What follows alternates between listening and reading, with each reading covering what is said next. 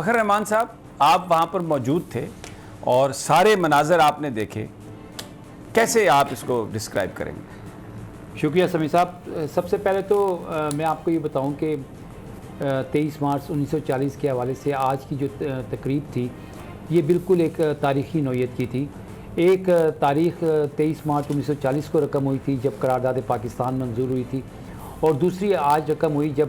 اسلامی ممالک کے وزرائے خارجہ اور ان کے فوجی دستے جو تھے آج کی پریڈ میں شامل تھے، اور یہ ایک یقیناً تاریخی لمحہ تھا۔ دوسری طرف وہاں پہ پبلک میں بیٹھنے کا ایک جرنلسٹ کو جو ہے نا سب سے اچھا فائدہ یہ ہوتا ہے کہ وہ اپنی آنکھوں سے دیکھ بھی رہا ہوتا ہے اور کانوں سے سن بھی رہا ہوتا ہے۔ تو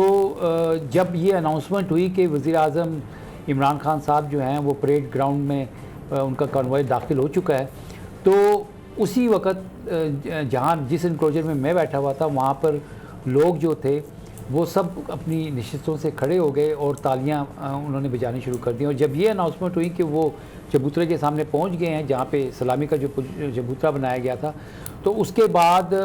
اتنی خوشی اور اتنا جوش و خروش جو تھا، اور پھر ساتھ میں تالیاں، بچے کیا جوان کیا، اور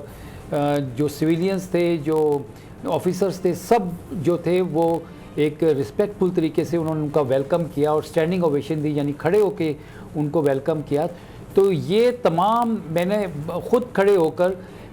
ایک انکلوجر سے لے کے اور اینڈ تک سارے انکلوجرز میں دیکھا کہ سب کے سب لوگ جو تھے وہ کھڑے ہو کر ان کو ویلکم کر رہے تھے۔ تو اس سے ایک چیز جو تھی وہ یہ ثابت ہو گئی کہ جب آپ کی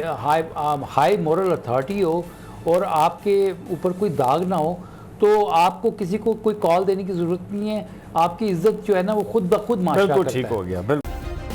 سبسکرائب کریں اور بیل دبائیں تاکہ کوئی خبر رہ نہ جائے۔